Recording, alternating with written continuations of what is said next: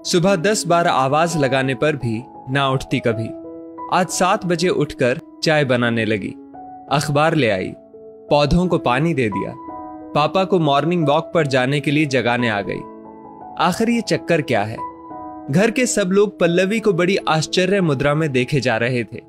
जब सबके सब्र का बांध टूट गया तो उसने मासूम से लहजे में कहा, वहां ससुराल में थोड़ी कोई होगा मेरे आगे पीछे घूमने के लिए। शादी तय हुए अभी 3 महीने ही हुए थे और पल्लवी की समझ में इतना परिवर्तन।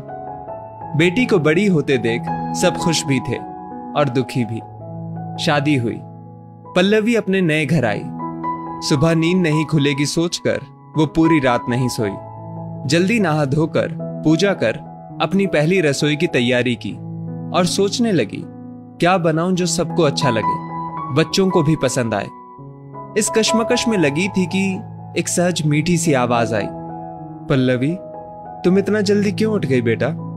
राहत का चस्का था उन स्वरों में। पल्लवी ने पीछे मुड़ के देखा तो सासू मां हाथ में शादी के हिसाब के कुछ पन्ने लिए खड़ी थी। शादी की दौड़ भाग में कितना परेशान हो गई होगी, फिर घर वालों की याद भी आ रही होगी। ऐसे में अगर नींद पूरी नहीं करोगी तो अपनी तबीयत बिगाड़ लोगी। सासू मां ने हिसाब के पन्नों को टेबल की ड्रॉर में रखते हुए कहा, ये क्या, मेरी सास तो बिल्कुल वैसी नहीं है जैसा मैंने सोचा। मैं तो पिछले कितने महीनों से जल्दी उठने की प्रैक्टिस कर रही थी और यहां तो कुछ और ही हो गया। मेरी पूरी पढ़ाई घर से दूर रहकर हुई थी, हॉस्टल में, जिस कारण मैं घर के कामों में उतनी कुशल नहीं थी जितना एक नई बहू को होना चाहिए। पहली रसोई में एक रोटी बनाए जाने का रिवाज है हमारे यहाँ।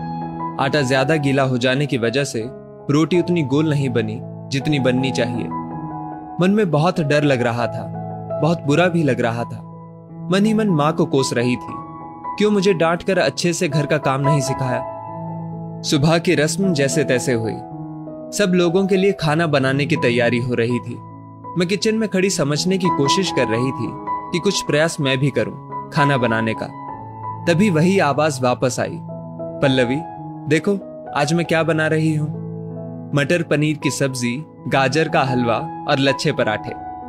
ये क्या, ये सब तो मेरी पसंद के सामान है, मेरी फेवरेट डिशेस। समझ में नहीं आ रहा था, कुछ सपने में तो नहीं कह रहा। नहीं, ये तो सासू मां ही बोल रही है। मेरे थोड़े सहमे, थोड़े डरे, थोड़े विस्मयी भावों को शायद भांप लिया था उन्होंने। वो मेरे पास आई और मुझे बिठाकर बोली, शादी लड़की की परीक्षा नहीं है पल्लवी, जहां कदम कदम पर उसे किसी टेस्ट में पास होने पर नंबर दिए जाएं। तुम्हारी शादी केवल मेरे बेटे से नहीं हुई है। जितनी तुम्हारी खुशियों की जिम्मेदारी मेरे बेटे की है उतनी हमारी भी।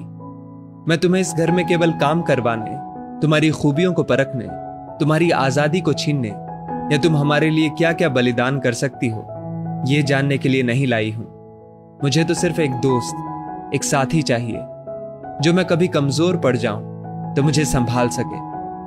धागे का वो हिस्सा चाहिए जो घर के सारे मोतियों को प्यार और स्नेह की माला में पिरोए रखे।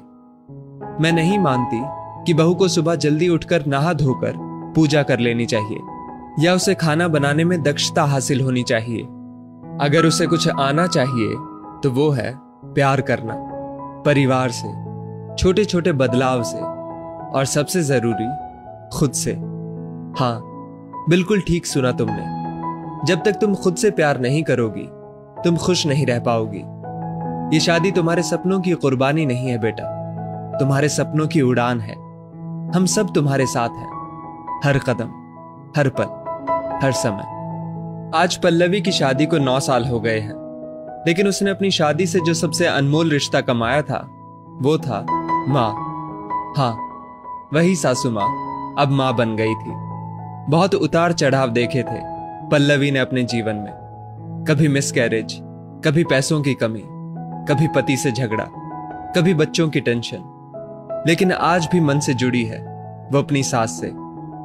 हर पल वो यही कामना करती है कि जब उसका बेटा बहू लेकर घर आए तो वो उसकी सास जैसी सास बन सके, या उनका अंश ही सही।